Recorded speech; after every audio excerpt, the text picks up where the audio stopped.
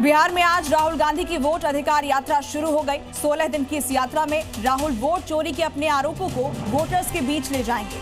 तेजस्वी भी उनके साथ होंगे। यात्रा की शुरुआत करते हुए राहुल ने हाथ में संविधान लेकर अपने आरोपों को दोहराया और कहा कि अब वो ऐसा नहीं होने देंगे।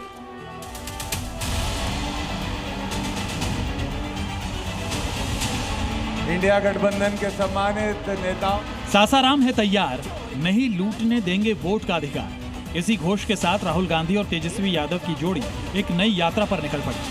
सासाराम से औरंगाबाद तक वोट अधिकार यात्रा चल पड़ी और इसी के साथ कथित वोट चोरी की लड़ाई बिहार की क्रांतिकारी जमीन पर और सरगर्म करने की कोशिश शुरू हो गई। राहुल गांधी संविधान की किताब के साथ पहुंचे, संविधान का वास्ता दिया, बीजेपी पर वोट चोरी के आरोप मढ़े, ऐलान किया कि इस बार बिहार में वोट चोरी बिल्कुल नहीं होने देंगे। लोकसभा के चुनाव चोरी किए जा रहे हैं और इनकी आखिरी साजिश ये है कि बिहार में एसआईआर करके नए वोटरों को जोड़कर, वोटरों को काटकर ये बिहार का चुनाव चोरी करें। और मैं और हम सब स्टेट से आपको कहने आए हैं कि हम इन्हें ये चुनाव चोरी नहीं करने देंगे। और बिहार की जनता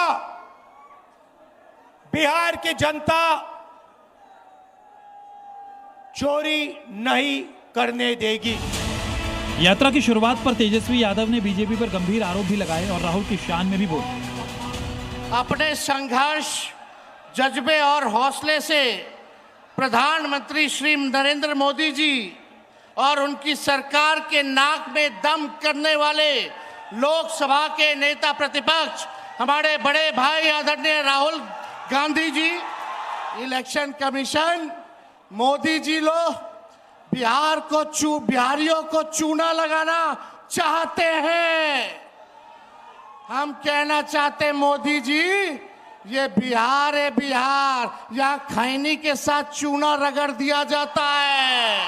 बिहार का बच्चा बच्चा तीखी मिर्ची वाला काम करता है, तीखी मिर्ची वाला काम करता है।